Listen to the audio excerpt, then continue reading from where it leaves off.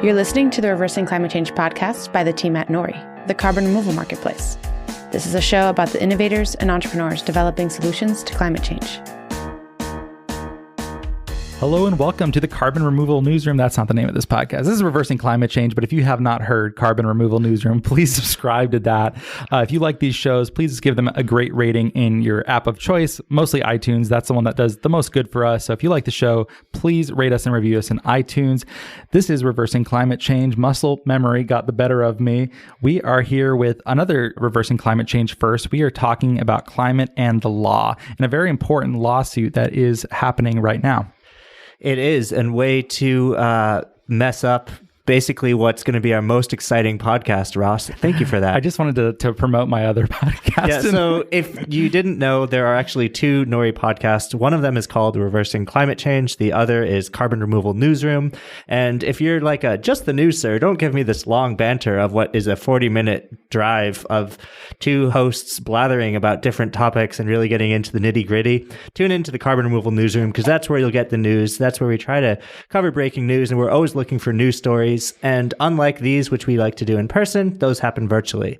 So sitting across from us here in our sunny Ballard office, which, by the way, I may get myself into trouble, but I've just been saying it. I'm like, guys, spring is here. It's not going to go away. It's like 72 degrees. I think it's going to be a fake out. We'll see. No, it's here. It's here to stay. Climate change is real. It's just warming our planet. But there's some kids who are suing about it. They're mad. And I actually think this is one of the most exciting cases of the century. I really hope it turns into be what it has the potential to be. And we have the first practicing attorney who is, I think, on our podcast, which shows that we think more than just about the science, because this is really a very interdisciplinary challenge.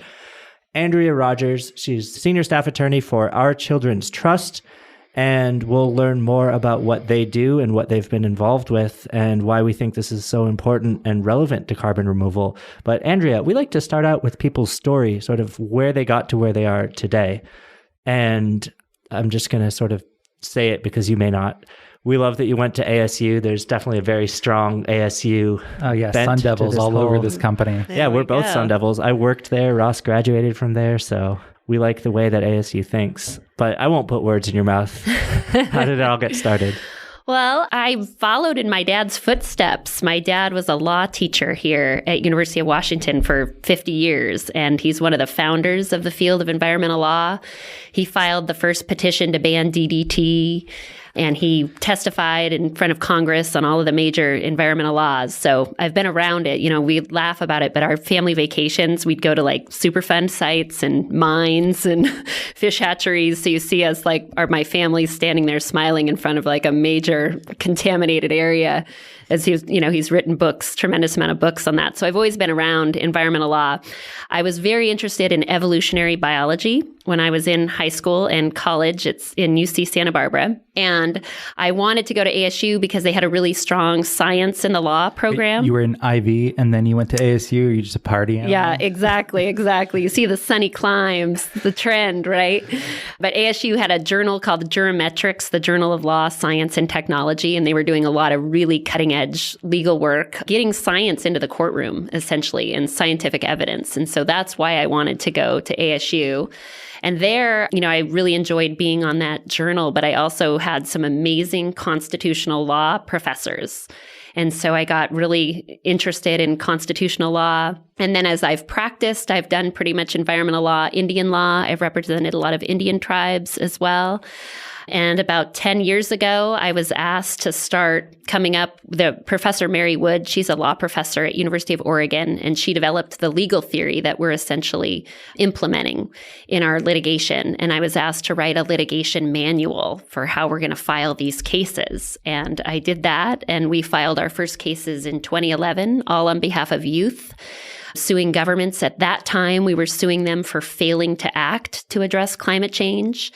And those cases worked their way through the system, and we learned a lot. We learned that it's really hard to sue a government for failing to do something. And so the next round of our cases were really, we realized that governments aren't just sitting back while climate change happens. They're actively authorizing and causing it. And so we filed another round of cases, and that's what the Juliana case is. It's a case against the United States that we filed in 2015, alleging that the federal government has known about climate change for decades, and in spite of that knowledge, they've pursued fossil fuel-based energy policies. Wow. So this case cuts super deep. This isn't one of those things that you can just brush off because this is a constitutional law case. You also described a number of things. You said constitutional law, environmental law, Indian law. Can you define those terms? But yeah. Also, what makes constitutional law special? Well, environmental law has largely, in the last 50 years, been statutory. So the original environmental cases, hundreds of years ago, were based on something called nuisance. And that'd be if you have a neighbor, they dump their crap in your yard or in their yard and it smells, you could sue them to abate the nuisance, to stop what they're doing, right? And so a lot of the early cases were brought on those nuisance grounds. And then in the 60s and 70s, when rivers were on fire in the Northeast, other, environmental destruction is going on, a lot of statutory environmental laws were passed, which, like the Clean Water Act, which says thou shalt not discharge into waters of the United States. And those acts have done a tremendous amount to protect our natural environment.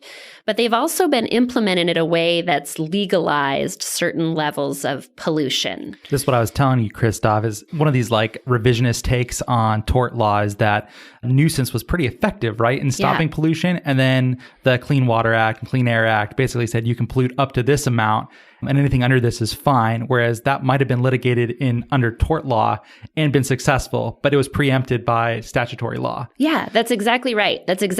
And nuisance law also gave judges more discretion, right? Because they had to look and they said, what is destroying the enjoyment of one's property? That's a really subjective standard.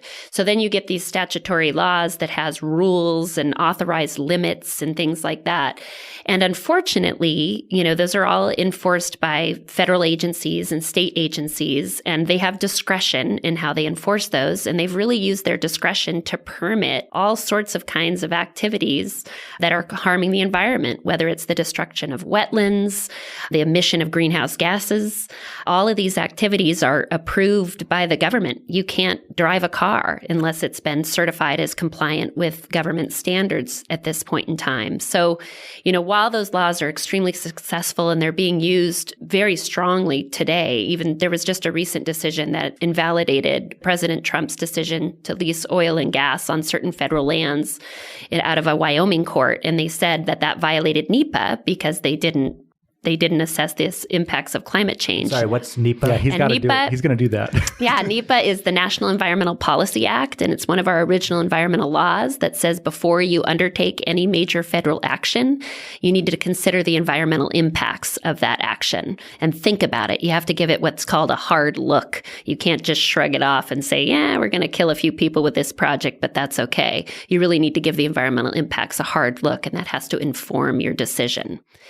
Right. And actually, when I went to grad school in environmental science and policy, we got to do all sorts of environmental impact analyses for different decisions being made. But I want to pull back the question of this is a constitutional law case. Yeah. And I want to just read verbatim from the prayer for relief here, because it's just so beautiful. This is in the amended complaint. We'll link to this in the show notes if you want to read it for yourself.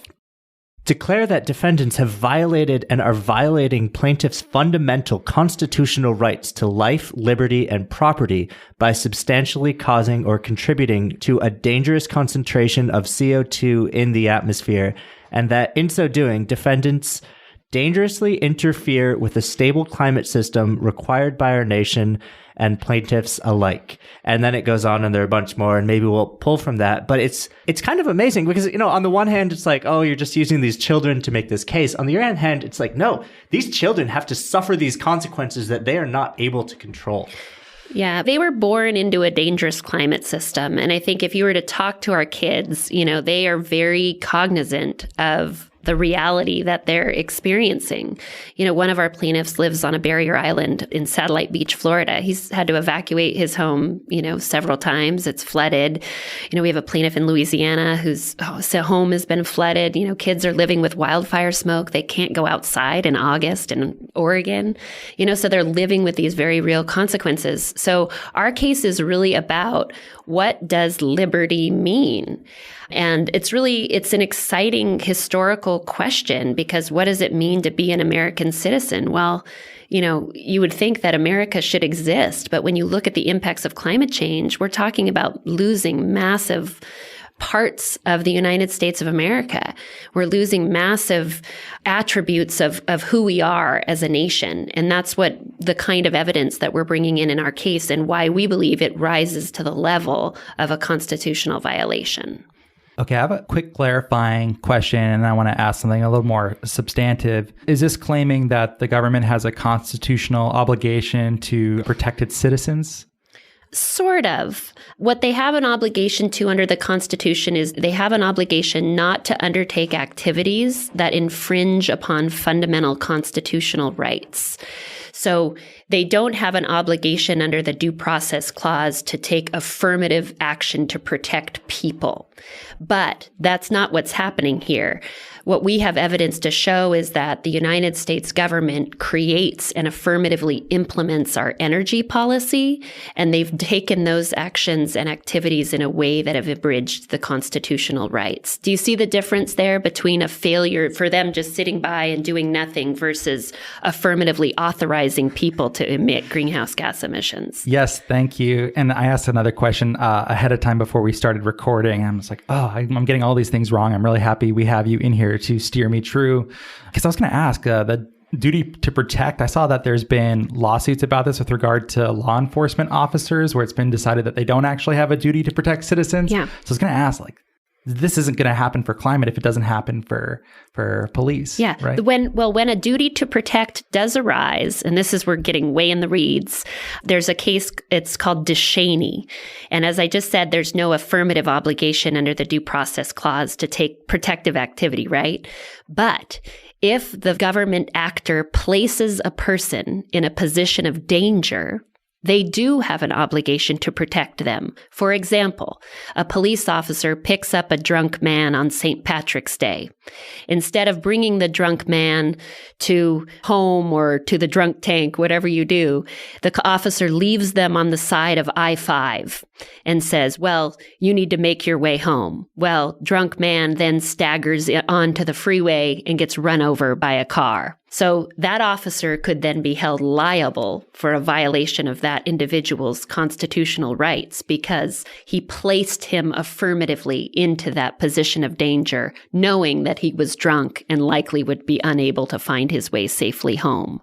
So there is an exception for that. And that's what we're alleging in our case, because the government has known for 50 years that climate change and pursuing fossil fuels would result in destruction of significant natural resources and health impacts on these children, yet they've continued to pursue fossil fuel policies. I was going to ask about this, and this is me pretending to be a lawyer or a wannabe or someone who just likes reading about this stuff. But say, for instance, the government didn't know that greenhouse gases contributed to climate change. Do you think this would still be a problem with strict liability, where even if you didn't intend to do something wrong, which is mens rea, right, then they would still be liable? Well, I think it would depend on the aspect of whether they control the system, right? If they're in control of the system, they have a duty to have a certain amount of knowledge about what's going to be the impacts of their actions, right? And I think that's part of our case. I think what most people don't realize is the extent to which the government controls our energy system. And you even hear this from people like Rick Perry and other conservative voices about, the extent to which the government plays a role in controlling our energy system and our energy future. I mean, all of the presidents play a very, very significant role. Rolling out their energy policy is a huge part of every presidency. And you remember all of the above, or energy dominance, which is what we have now, which no one's quite sure what exactly that means, but probably that we surpassed Saudi Arabia as the world's largest oil producer, which is a fact that people really tout very loudly. But fracking has a lot to contribute. And it sort of happened like quietly under the Obama administration, who has all of these great environmental accolades, but like, come on, like fossil fuels are going up there. Absolutely. Well, one of the best clips we have that my colleague played at a presentation is of President Obama out of office wearing a tuxedo, giving a speech somewhere, bragging about how he was the reason the U.S. became the number one oil producer. Oh, yeah. It's in the podcast, too. Yeah. That there's a podcast that our Children's Trust does called No Ordinary Lawsuit. And it's great, well worth a listen, I would say. And I imagine it'll keep getting updated as things keep going. We should probably dive back into the mechanics of what's happening with the case. Yeah, so you mentioned 2015, and here we are in 2019. So what's happened since then, and where is this going? Yeah, the government moved to dismiss the case. And we originally filed when Obama was the defendant. It wasn't the Trump administration. It was against the Obama administration. They moved to dismiss the case, essentially arguing that the court doesn't have the power to hear these kinds of claims. It's like a standing.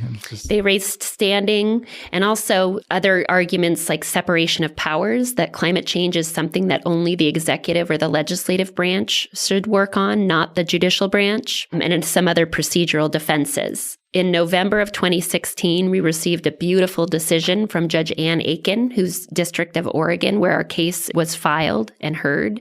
And in that case, she found for the first time that there's a fundamental right to a stable climate system that protects human life.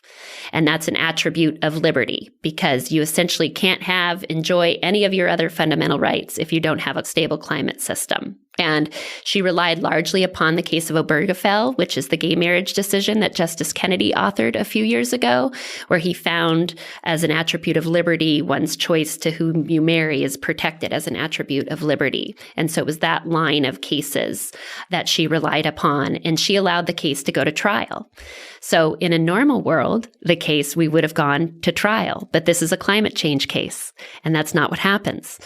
In our case, the government moved to stay the case 12 times. Is that like to get rid of it, or what is that? It's to get rid of it. They would do these interlocutory appeals, which are early appeals. Generally what happens, you prevail on a motion to dismiss, and then you go to trial. And then if you lose, you can appeal to a higher court.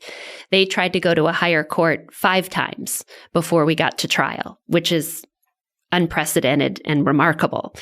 So we went up to the Ninth Circuit Court of Appeals twice and had the Ninth Circuit Court of Appeals deny their petition and send the case back to trial. We went up to the United States Supreme Court twice, and both times they declined to hear the case early and sent it back to trial. Then this last fall, they filed another motion for an interlocutory appeal, for an early appeal, and this time it was granted. And Judge Aiken granted it, but she did so saying it's not appropriate for an early appeal. There needs to be a trial so that we can resolve the questions of fact. But she felt that she needed to do that, and so she granted the interlocutory appeal. We've just briefed the interlocutory appeal in the Ninth Circuit Court of Appeals, and we will be arguing that the first week of June. We don't have an argument date yet. But because trial was delayed, and because the emissions are continuing and the government's conduct is making things worse, we also filed a motion for a preliminary injunction, asking the court to cease all new fossil fuel infrastructure projects, all new coal extraction on federal public lands, and all new oil and gas extraction on offshore areas. We've submitted 12 declarations from experts in support of that motion for preliminary injunction. The government responded with no evidence, which is unprecedented. You never respond with no evidence, but they had no evidence in response. And that motion is currently pending before the Ninth Circuit Court of Appeals. Wow, you left a lot to unpack there, and there's so many things. This is the most complicated procedural case that's probably ever happened. So for lawyers, 90% of lawyers would never have seen the motions that we've seen before. So pulling all the tricks in the book. Yeah. So in your remarks, you used the word unprecedented twice. And I think precedent is a really important word when it comes to legalese and legal filings and proceedings, because if you're doing something that hasn't been done before, then how are you going to do it? And effectively, climate change is something that affects everyone. And we're saying, hey, government, it's your responsibility to do something about it because you're in a position to do something about it. And they're causing it. And you're causing it, and you're making decisions which are affecting everyone.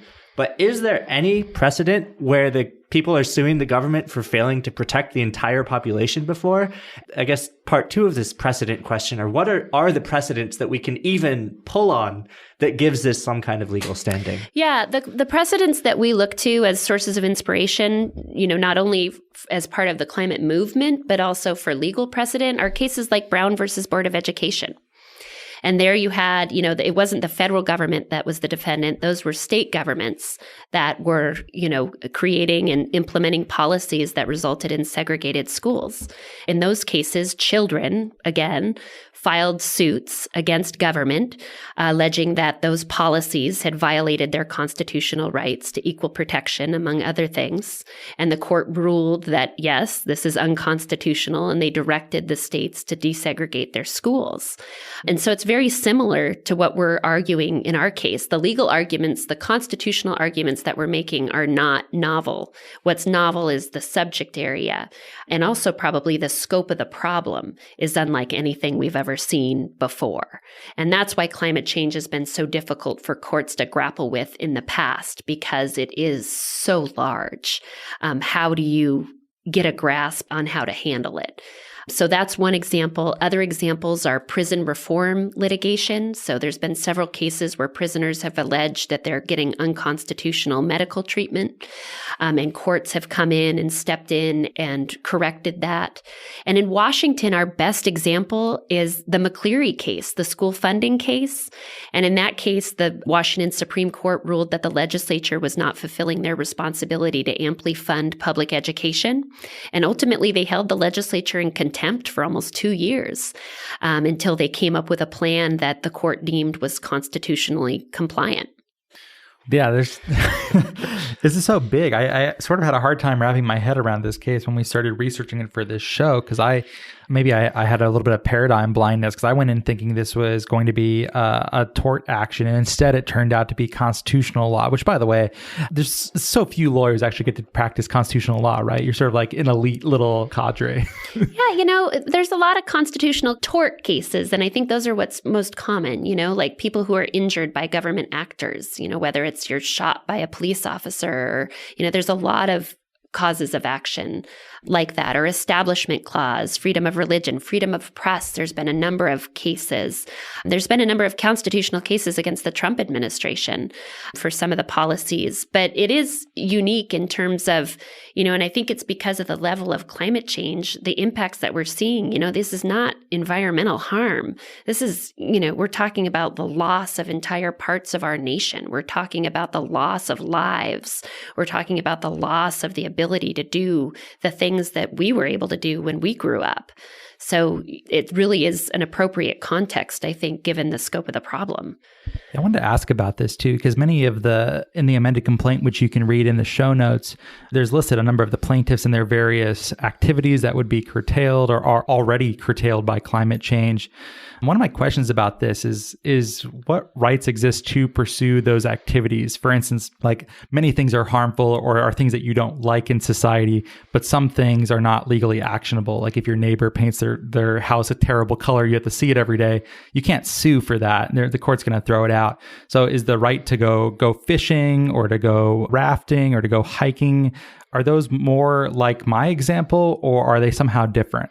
Yeah, well, and we have a couple of different legal claims, and the legal claim is what dictates what kinds of injuries are cognizable. So we also have a legal claim that the federal government has violated the public trust doctrine, which is an ancient legal doctrine that says, the sovereign government holds essential natural resources in trust on behalf of present and future generations.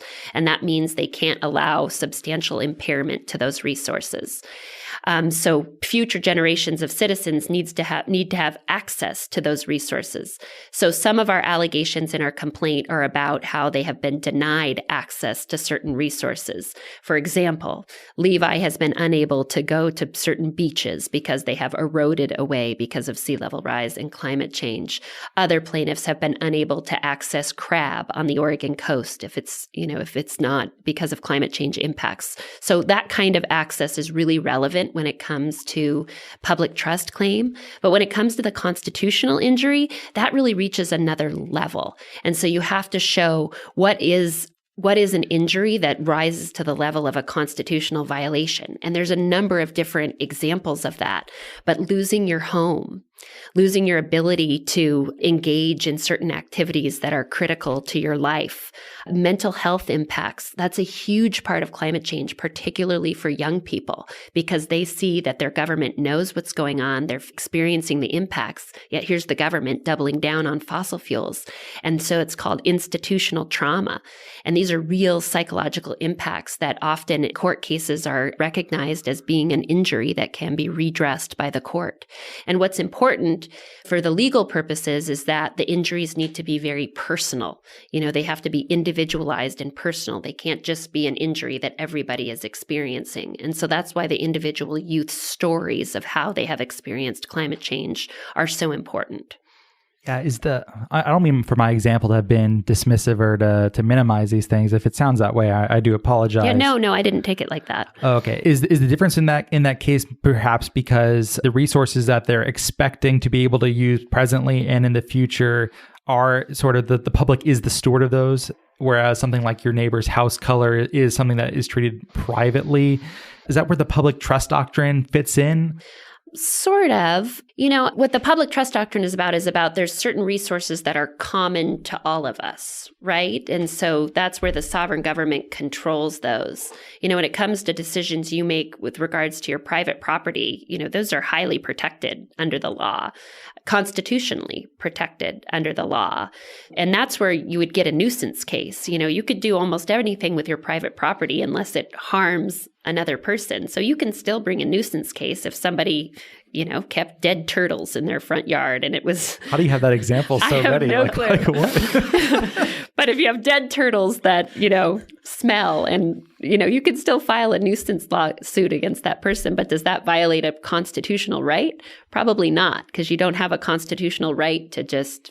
enjoy things. Got to get Nicolas Cage in there, find the lost Bill of Rights where the dead turtle protections are. So let me try to steer us away from the turtles and back to, so everything I know about government, I am a poli-sci major, but I watched a bunch of Schoolhouse Rock, so I feel like I got the checks and balances. There's the legislative branch, there's the executive branch, and there's the judicial branch. And this case seems to be a check on the balances of power and a check on the executive branch. But I want to sort of go to the liability question. So it's saying the executive branch is liable here. Why are you singling out the presidents and how are they liable? Well, the president is not a defendant in our case. We voluntarily dismissed him from the case for a number of different reasons. But his agencies and their agency heads are defendants. So we have a number of different executive branch agencies. And our defendants are all agencies who play some role in implementing our energy system. So when they undertake their actions, whatever it is, they have statutory authority to do a number of different things. They have to implement their authority in a way that complies with the Constitution. So they couldn't issue a permit they couldn't pick a permit, say, I'm going to issue a permit to an African-American person and not a white person. That would be an unconstitutional choice that they made, right? Because of equal protection laws. So they can't make those decisions that are resulting in constitutional violations. And remember, with our case, we're not seeking damages. So our case seeks declaratory relief, which is a statement from the court that you have violated the law in this way. And it also seeks injunctive relief, which is you need to develop a plan to come under constitutional compliance. So one of the issues that comes up is fossil fuel subsidies. And so you're saying just do away with those, which... No, it's not that direct because the court will never direct the executive or legislative branch to do a particular policy. That's not the role of the court. The court can just take a look at, here's the system as it is right now. And yes, it's violating the constitutional rights of young people. You have to fix it, legislative and executive branches, but the court will not dictate how. Mm-hmm. And that's really clear in the McCleary case that I mentioned, that's on the forefront of Washingtonians' minds. The court never said, here is how you fund public education. They just reviewed all of the proposals from the legislature and said yay or nay. And so the subsidies, they come into our case as simply evidence. It's evidence that the federal government has a policy and practice of preferring fossil fuels over renewable energy. And we also have evidence to show that these subsidies result in certain amounts of greenhouse gas emissions, which are in turn causing the injuries to the plaintiffs. Thanks for that clarification. Yeah. How much... Well, I don't know how to exactly say this, but when I think about the common law traditions of the UK and then that we inherited in the United States, there's a fair amount of trusting of judges in a somewhat decentralized capacity to make new decisions, make new precedents, and to see how that filters through the rest of the system, try it out in smaller sizes, then it appeals and it goes up. It has a sort of evolutionary vibe to it if you contrast it with how it was done in France with the Civil Code, Napoleonic Code, where it's very much legislator driven and it wants judges to be almost technicians of the law with very little autonomy or discretion, in my understanding. Feel free to correct me on this. But I've seen criticism from both the left and the right whenever the Supreme Court makes a radical new decision. Like I imagine when Heller happened in D.C., I'm sure the left thought that was a case of like activist judges. And when gay marriage happened in California, I'm sure the right thought this was activist judges. Is this not their job, is to create new doctrines and to sort of evolve in a kind of decentralized way? Yeah, that's a really deep philosophical question as to what is the role of the judicial branch. And it has evolved in this country tremendously, and it largely depends upon, which way is the court swinging. When you have a more liberal court, you will have judges who are much more willing to expand the notion of individual rights. The right to privacy, Roe versus Wade, that's not written into the Constitution, but they have interpreted the Constitution as covering and protecting those kinds of activities, right? What we're seeing now, though, is really a far pivot from that. And the Rehnquist Court and now the Roberts Court, they are much more hesitant to apply judicial discretion in terms of interpreting the law. They are very much statutory and constitutional traditionalists. And so what the law says controls. And if it's in any way ambiguous, they're very hesitant to step in and fill the gaps. They only do that as a last resort. And that's just the way that our law is shifting now. And whether that will affect our case, we'll see, because our case, I think, raises some really significant questions about what is the role of the judiciary in policing the executive and legislative branches. We could go on for a really long time. Sorry, podcast listeners. This is mostly me indulging. I have a lawyer hostage right now, and I want to ask all the questions I want. I know, and we're not even paying for this. It's like free legal advice for the world. I'm out of here. This is a billable hour, Christophe. It's coming. I know. It's okay. She was 8 minutes late, and so I'm not counting those first 8 minutes. I know you guys bill on that time clock. I just want to read some words from this here that sort of gives me warm and fuzzies, because it's like, sometimes people say, well, why would anyone want carbon removal certificates? It's like, duh, there's an unlimited demand for these because, not unlimited, but people are going to need this as a form of adjudication. And it actually is spelled out here. Number 7, order defendants to prepare and implement an enforceable national remedial plan to phase out fossil fuel emissions and draw down excess atmospheric CO2 so as to stabilize the climate system and protect the vital resources on which plaintiffs now and in the future will depend. And this court case can go in many different directions, but as far as I'm concerned, it's already a success for even having spelled that out. Now, to your point earlier that the courts are not going to say, here's how you must implement this plan, but here there is a framework in which to implement the plan. So let's just, if you could sort of spell out how carbon removal and the phase out or decarbonization of the energy system might even work in terms of implementation of this. And let's just say this succeeds. Sure. We know it will. It's only a matter of time. Yeah. So in our case, we do have to show that our youth's injuries are redressable. So we have to show that the court can make a dent in the climate change problem. Or else, if they can't, then it's not really a justiciable controversy that the court weighs in on, because courts only deal with cases and controversies that they can resolve. So we have presented expert evidence. We have 21 experts, all of whom are donating their time pro bono on behalf of the youth in a number of different disciplines. Public health experts, we have pediatricians, we have mental health experts, we have ice melt experts, sea level rise experts. Some of our experts are energy experts who have developed the pathways to get the United States off of fossil fuels.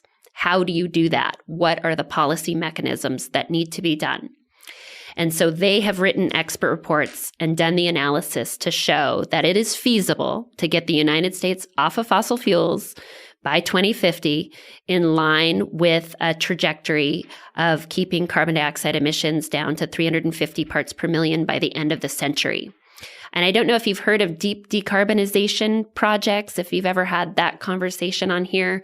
It's a number of different nations, including Washington State, has looked at how do you decarbonize the economy in order to reduce carbon dioxide emissions by 80% by 2050. And that trajectory would be on line with 2 degrees of warming, which would be devastating to humanity and would mean that all of our ice sheets melt. So it's not a good target to have, but it's a political target that international has been selected. I was a bit involved with that project when I was a grad student at Columbia and involved with the carbon capture side of some of the calculations that went into those estimations. Yeah. And we got to work with Jeff Sachs and his sort of effort there. So very, very aware. Yep. It's a cool project. So one of our experts, his name is Jim Williams, and he's with Evolved Energy Research.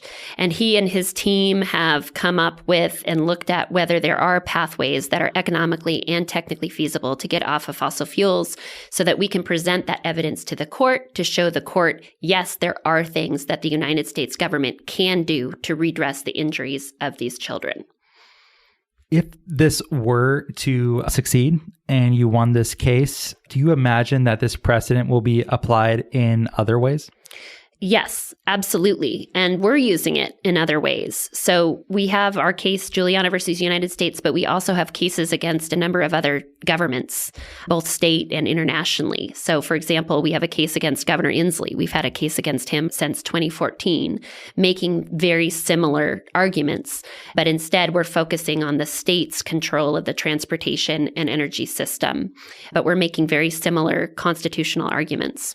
What about outside of the environmental space? Do you think someone could say, I'm not sure if the government involves itself in firearms or guns in the same way that they do for fossil fuels, but could someone say that gun violence involves a failure to protect in the same kind of way? Or since that's protected by an amendment, maybe that's just not possible. Yeah, absolutely. You can make those claims. But again, you have the Second Amendment, which is, a challenge when you're dealing with guns. But, the Parkland kids and the movement they've been very interested in learning about our legal theory and figuring out if there's a way that it can be used. And, there's been a number of other institutional reform cases, sort of a moniker for these kinds of cases that are challenging these big system-wide problems. And what people don't remember is that, in the civil rights movement and other major social issues that we've dealt with, it's never just 2 branches of government that weigh in on it. It's all 3 branches of government get in, and neither one solves it on its own. But some of these problems are so entrenched and so difficult to solve that it cannot just be the executive. It cannot just be the legislative. All 3 branches of government need to come and make sure that the democratic system of government that we have is moving forward and ensuring that our system survives. So that's what, we're focusing on, the judicial aspect, because we're lawyers and that's what we do. But it's really exciting to see the movement. I mean, look at the youth climate strike that happened on the 15th last Friday. I mean, millions of students across the world were striking. You have kids in the legislature advocating for policies. You have the Green New Deal. You have other, there's all of these other solutions that are out there.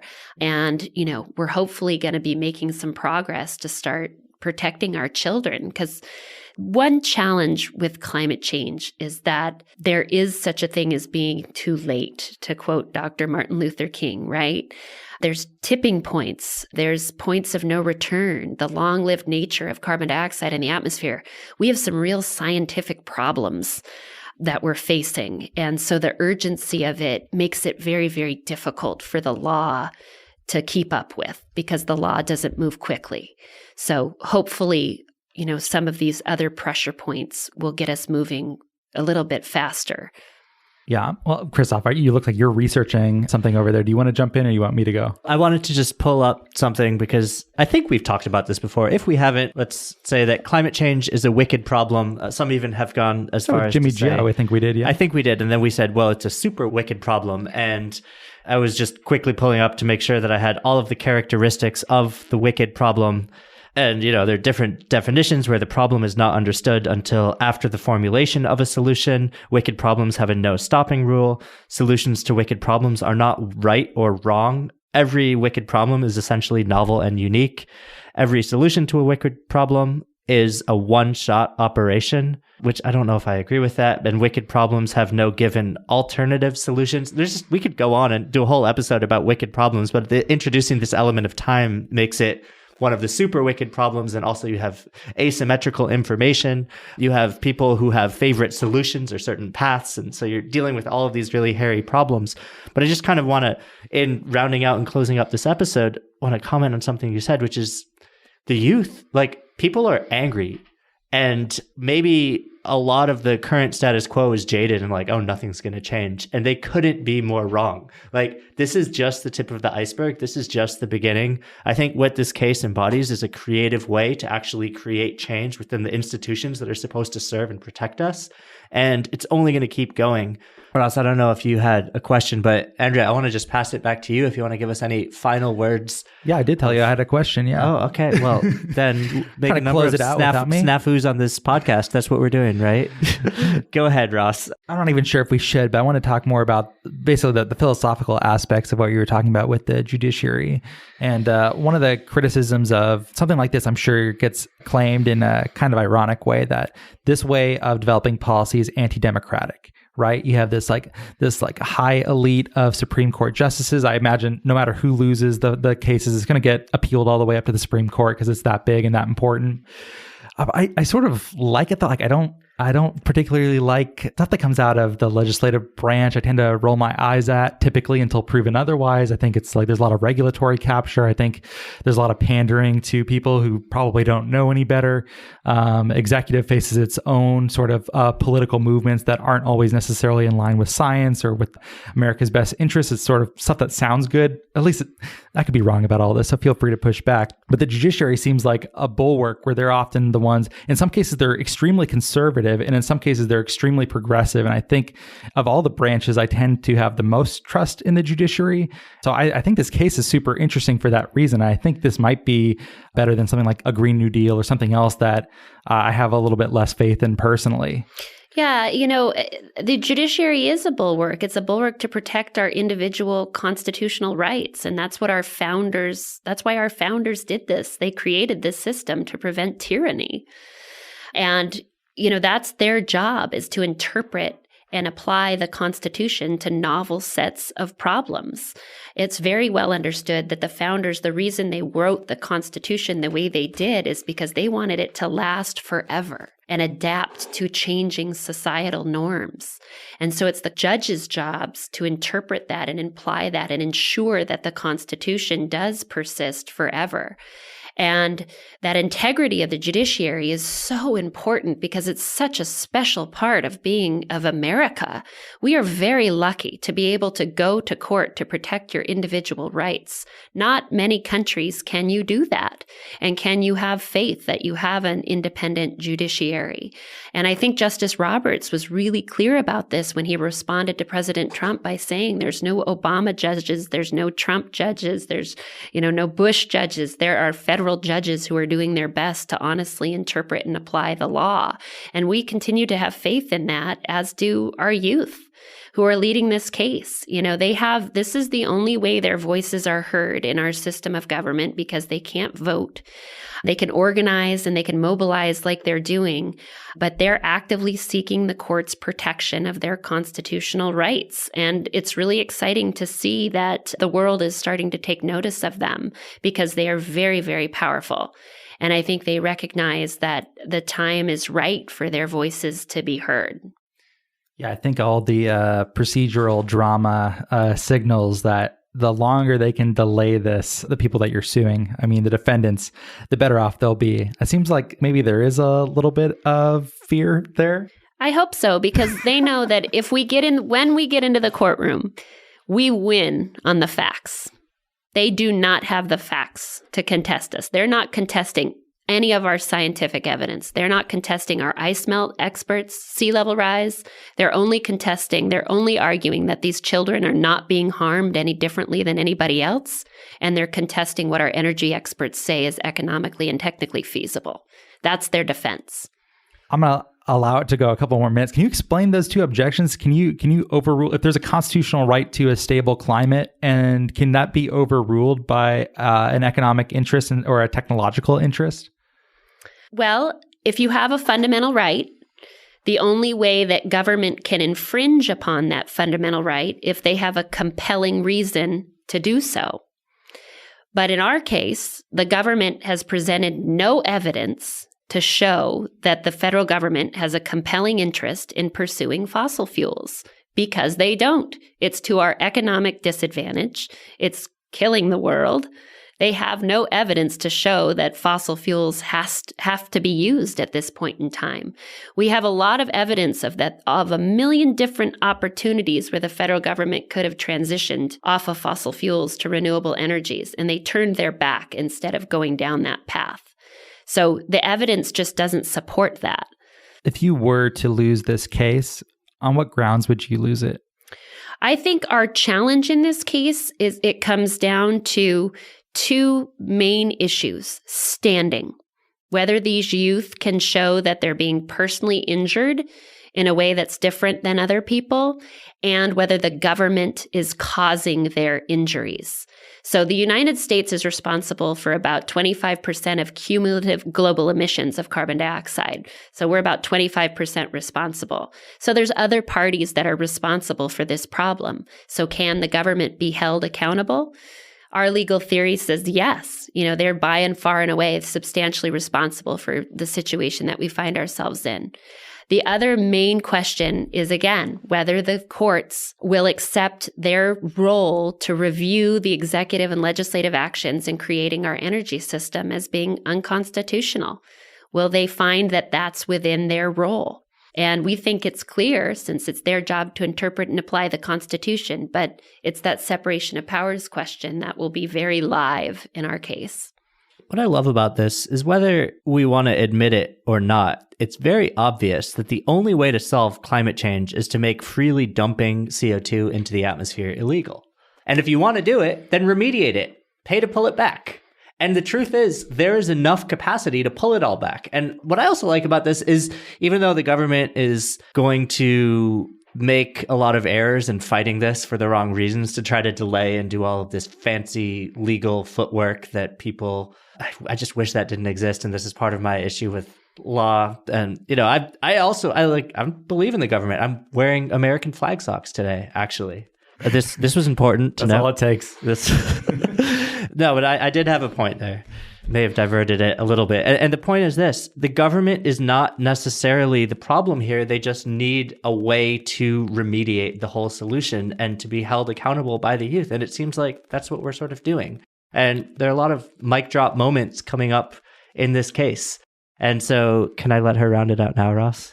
Yeah, sorry I scolded you. I had more I wanted to ask. Oh, no, that's fun. You're good. You're cleared to close it out. It's very clear, Andrea. We're going to have you come back sometime after June, and we'd love to know sort of what happens then. Please update us. But, our listeners are all jazzed up. They want to do things. How can they support this case? How can we blow even more life into the efforts here? How can people get involved? Yeah, well, youth can sign on to amicus briefs that go to the court to support the case, and that's at joinjuliana.org.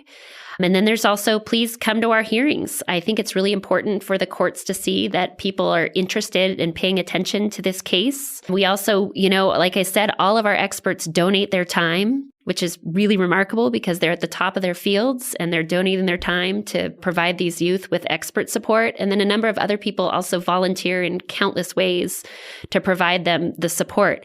We need to remember that these are children, and they're in a very, very difficult position. They are essentially fighting for their lives, and they're fighting against the strongest government in the world. And we need to support them because it's very difficult to do that. They could be out there playing video games and going to lacrosse practice, but they are focused on being climate activists and protecting their lives. And I'm very honored to be able to provide them the legal support. And, the community has been wonderful so far in providing that support because they need it.